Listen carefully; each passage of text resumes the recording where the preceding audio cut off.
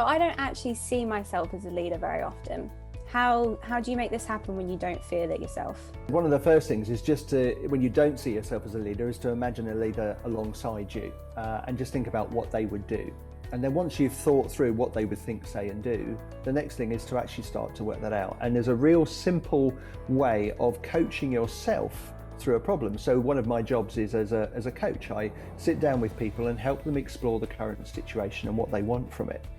And so there's a real simple acrostic that can help, and it's grow, because you want to grow through the situation. Grow has 4 key parts. The first is, what is your goal? What is it you actually want to achieve in this situation? What's the current reality, both good and bad? And if you can, it's really important to start with the good first, like I mentioned earlier, around thankfulness. Be thankful for the things that are actually working, because that helps us to think creatively then about solutions. Which is the next one. What are the options that I have here? What sorts of things could I do? And to try and come up with as many possible things as possible. And lastly, it's the W. What's my way forward? Which of these different options could I choose? Which one would be the best way forward? And also then, as you're thinking about that way forward, it's just thinking about what sort of things might sabotage you or stop you. And so you think about the hurdles that might come and then what you might do about them if those hurdles do come along. So coach yourself through it. Just say, what's my goal? What's the current reality? What are my options?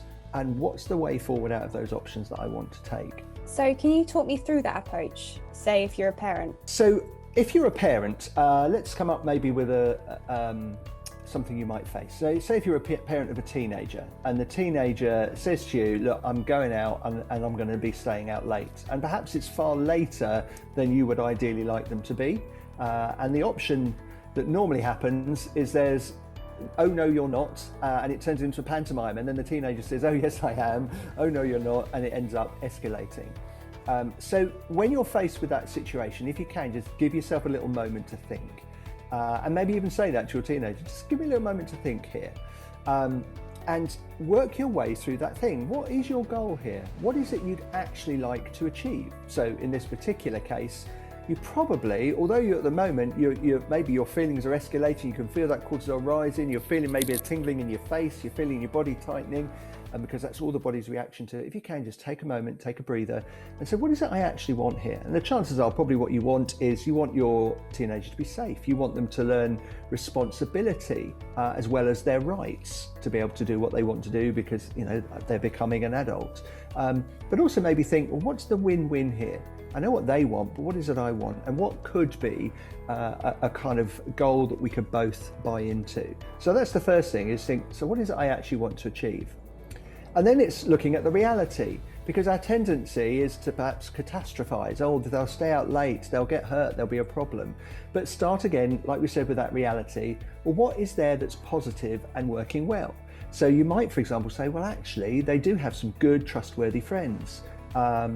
Where is it they're going? If they're going to certain places, those are good, safe places to be at. Maybe you can draw upon, well, the last time they were out reasonably late, they did come home okay and things were all right. So review the positives, but then maybe also review what are the negatives and the dangers. And as you're going through this in your mind, actually, there might be a point where you actually sit down with your teenager and work through that with them too. And then you look at the options. Well, what are the options I could come up with? Is it about finding a suitable time that you could both agree with? Is it about finding times where the teenager regularly checks in with you so that they're okay? Is it that you agree with them to build up the times gradually? Well, I know you want to stay out till 2 a.m, but how about we go for 11 o'clock at night this time? And then if that works well, then maybe the next time we can increase it. Because that would then help with one of your goals about them learning responsibility as well as rights. Maybe it's about agreeing which mates they're going to be with. Maybe it's about agreeing that I'll collect you at this time so that I know that you're going to be getting home safely. You look at those different options, and then the way forward is just saying, okay, so which of those options in my head do I think might be quite good? But particularly then with your teenager, that's when maybe you sit down and talk them through, look, what is it you want to have from that night? This is what I want to have. And then you begin to work through that GROW acronym with them too. Because not only then do you help solve that immediate situation, but you can begin to teach them about how to problem solve or challenges that they might face as well. What if you're a young person and let's say you have an argument with a friend? What do you do then? So yeah, again, arguments with a friend can evoke quite a lot of emotion, and it can be quite stressful, particularly, actually if you are a really good friend and you don't want to lose that friendship. So again, same principles, take a breather, take a moment, try and calm yourself down, use some of the techniques we talked about earlier about being thankful, about just being peaceful, being quiet, find things that help you to calm. And then work your way through the grow model again. So if you had an argument, you're thinking clearly about what's your goal, what is it you actually want to achieve here? Is it just you want to repair the friendship? Is it actually you want the friendship to become stronger as a result of it? Have you identified that actually, yeah, we didn't get on, we've broken up a bit here because we didn't understand each other better, so we need to, is your goal to not only kind of fix the immediate problem, but make the friendship stronger? So think clearly, what is it I want to achieve? And then you look at the reality, both good and bad. Perhaps immediately you're thinking, this is all bad. My friendship's broken up. They were my best friend. We did all this stuff together. But if you can, again, go back, first of all, to think, what are any good bits? Are there any good bits still about our friendship? Did they reply to some of my message earlier, but they're just a bit short? Is there at least some point in connection? Have I got other friends around me that are trying to help the situation? Have I got trusted people that I can talk this problem through with as well to get further advice? So there will be some positives in this situation, but then also to look at some of the current situation, e.g. they're not answering my texts or they're not responding to my phone calls. What is some of the negative parts of it? And then again, look at the options. What things could I do? Now, you could say, I'll send them another text. But if that's not working, maybe that's not the brilliant one. And the tendency is we tend to try and then go, oh, but that wouldn't work, but that wouldn't work. If you can, just rattle off all the different ideas first. So I could send them a text, I could phone them, I could go round, I could take a small gift that I know they like that might help them realise I'm sorry for something that I may have done.